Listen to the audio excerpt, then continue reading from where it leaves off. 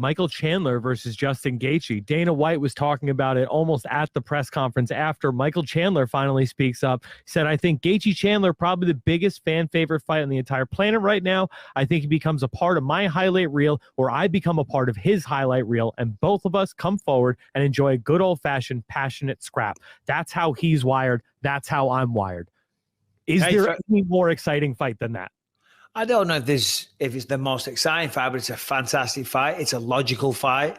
And I respect Michael Chandler for calling him out. I really do. You know, I mean, that's a tough fight. Chandler came in, looked great. We know, lost to Charles Oliveira, just got knocked out, in fact. You know, to go out there and call out Justin Gaethje, that's impressive because, as we know, Gaethje is not an easy fight for anybody not named Khabib. Sorry, an easy fight for, yeah, that's right.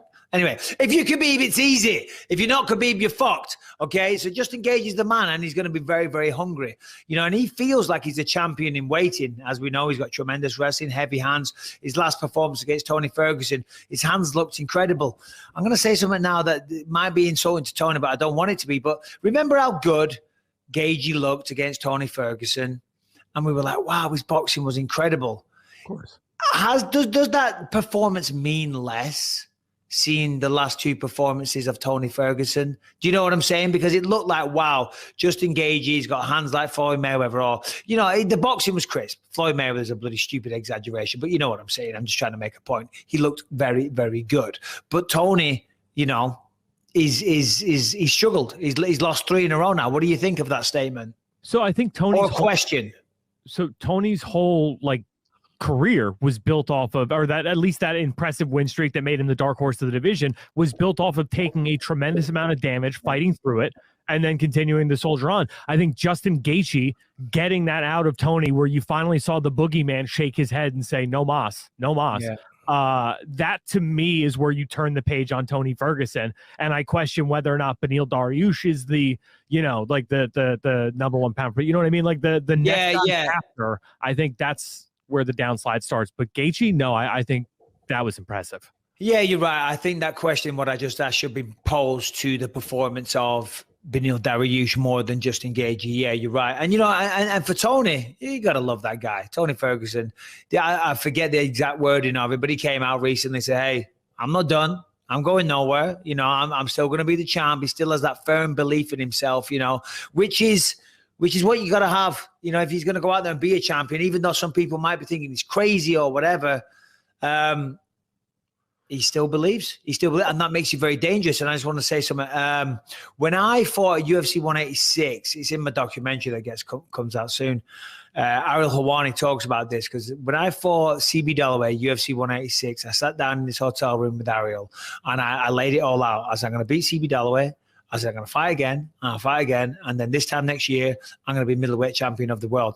And I didn't know this at the time, but Ariel says it on the documentary. He's like, this guy's out of his mind. What is he thinking? There's no way. I hate to say it to you, Bisping, but your career's on the downslide. You're losing fights. You're not winning them all. Anyway, the point I'm making is that I believed in myself, and I was able to turn it around, much to the disbelief of the masses. You know what I mean? There's no reason why Tony couldn't do it. He went on a 12-fight win streak, but I do believe that potentially we have seen the best of him, but you never know. Just engaging Michael Chandler is what we were talking about. But, yeah, great fight. I mean, I like Michael Chandler doing all the right things there, saying all the right things. He just had a tough loss, but he's calling out a very, very tough opponent. You know, I like Michael Chandler. I guess it came across that I didn't, because I was rooting for Oliveira so much. Or I had this realization. I spoke about it. I was like, that's why. Because Oliveira was time served. Chandler wasn't. You know what I mean? But if he continues with this attitude, taking out guys like Justin Gaethje and whatnot, he will be time served pretty soon. Well, you know, two things about Chandler that really impressed me this week. You know, he came out and made the case. He's like, look, I for sure want to fight again before the end of this year. I think Gaethje makes the most sense. And that would give him 3 fights within a calendar year, plus the making weight to be the backup for Khabib versus Justin Gaethje. I mean, that is an impressive resume for your rookie year in the company, to have, you know, a backup for a title fight, a massive fight against Dan Hooker, a title fight, and then a fan favorite fight against somebody like Gaethje. That's incredible. That's like what heroes are made of. You know what I mean? Yeah. And the other thing I thought was super duper cool about Michael Chandler, did you by any chance see this? MMA On Point did a video where he sat down and watched it and broke down every single thing that he did right and every single thing that he did wrong for the Oliveira fight. I did not see that. I saw it advertised. I saw people talking about it, but I'm a very busy man, Harrington. Listen, a lot of fights happen. A lot of fighters have bad performances. A lot of fighters get finished. I haven't got time to sit around watching each one of them explaining to the world why they lost and making excuses for it and saying, you know, I had him here, but here's what happened here, why he got me. Listen, you got beat, fucking, you know, I mean, that's great. It's real, it's raw, it's all the rest of it. But still, I can't watch every time someone does that. So to answer your question, no, I didn't. Well, me as a stupid mark and a casual and a real dum-dum, it hit me right in the feels. And I was like, damn, I like Michael Chandler a whole lot. So he's a likable guy. He really is. Yeah. Yeah, no, he really is. I've yet to meet him, but everybody says he's great. He comes across well. He carries himself with class. You know, he's a great guy. He's a good fighter. You know, but I'm just curious. I'm not sure Justin Gaethje is a good idea for him. To be quite frank, I don't think he wins that fight. I don't think he wins that fight against Justin Gaethje. And then it's like, okay. Then the only reason I say that, listen, I'm sure he can compete. But you want me to pick a winner? I'll say I think Justin Gaethje probably wins that fight. I don't know that for sure, but at this early stage, I would lean towards Justin Gaethje. And the reason why that's so risky for Chandler is because now they start talking, oh, was it just a flash in the pan? Was it a lucky punch that he landed against Hooker? You know what I mean? All these questions present themselves then. Whereas, and again, if he was to fight for the belt, beating Justin Gaethje will be the fastest track to that. But if I was him, I'd just slow your roll a little bit. You know what I mean? Again, as I just said, have a comeback fight. Don't have a number one contender fight straight away. But as the saying goes, he's here for a good time, not a long time, you know? So we'll see.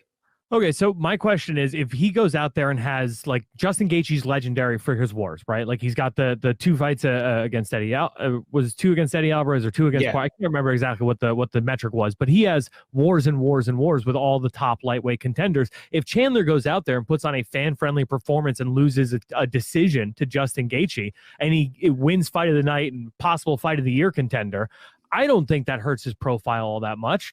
Because he did knock down Oliveira in that fight. He came pretty close to being the lightweight champion of the world. And I think the hardcores at least will recognize, like, yeah, this guy should be within these rankings. No?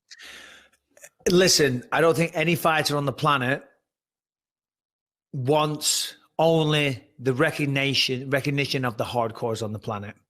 You know, and that's all well and good. And it is great to have that. And it feels nice as a fighter that the fans that watch the sport, that truly understand it, they know who you are. They know what you're capable of. You know what I mean? And that's nice and it is comforting. But generally, you want to be the best. You want to be the champion. You want all the adoration and the fames and the riches that come with that. You know, with being the champion of the world.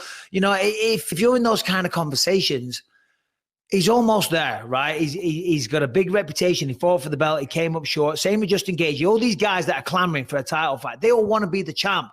They don't want to be the number 2 guy. They don't want to be the number 3 guy. You know what I mean? Because, okay, you come so close, but yet so far. Because guess what? Being the number 2 guy is awesome, but you don't get a fucking fraction compared to what the number 1 guy gets. And you don't go down in the history books. You know, yes, you will be remembered, and maybe some people may say, oh, remember that guy? He was a good fighter. But if you become champion of the world, and certainly if you can defend it as well, you know, then now you're talking legendary status, and you're talking about your legacy being set in stone. Because for a lot of people, when you fight as well, they do want to be remembered. They want their career to be respected afterwards. And the kind of things that you're talking about there, yeah, you will be respected. But unfortunately, will only be to a lot of hardcore people. A lot of fans are fair weather. They only know the champions and the big people, or maybe the people from their neck of the woods or their hometown or whatever, you know. But still, listen, Michael Chandler, I respect what he's doing. I think it's a sensational fight. And I wish him the best. I do. He carries himself with class. I'm a fan of the guy.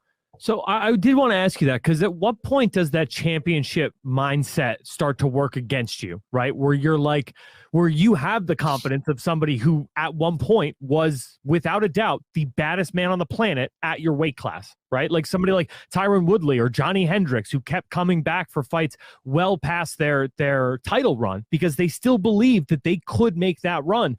At what point does that like start working against you, and it becomes hard to be real with where you're at? Yeah, well, it's all on an individual basis, but generally, or one thing I would say is where it works against you is because fighters need protecting from themselves, right? Fighters always want to fight the best guys. They want to fight the number one contender and all the rest of it. Tony Ferguson was there fighting for an interim title. Now he's lost 3 in a row.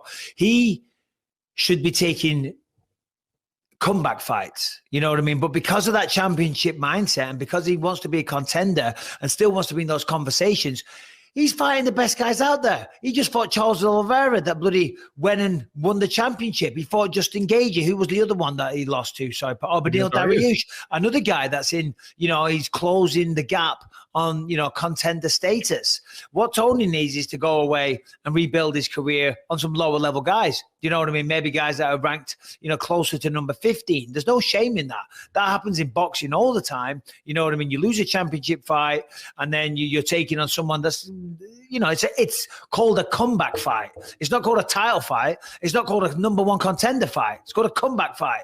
But because Tony and a lot of fighters believe in themselves so much that, no, give me the toughest guy. Give me the toughest guy. Yeah, that's what I want. Because if I win, I'm right back in the mix. But if you lose, which there's a good chance of, you're fucked. Because now it's 4 in a row. 1's bad, 2's bad, 3's pretty bad. 4 is like people start talking about retirement now. Do you know what I mean? So Tony has to play this next phase of his life very carefully. Being the man that he is, he's going to want the toughest fight, but I don't think that's the smartest thing. I'm just wondering, do guys ever do that? Like go to the matchmakers and be like, yeah, I'm not really interested in top 5 fights right now. Like, can I want to put together a run. Like I want to show you guys that I can get there. But right now, like these top 5 fights are not really where I'm at in my career. Yeah. Has well, a fighter doing that?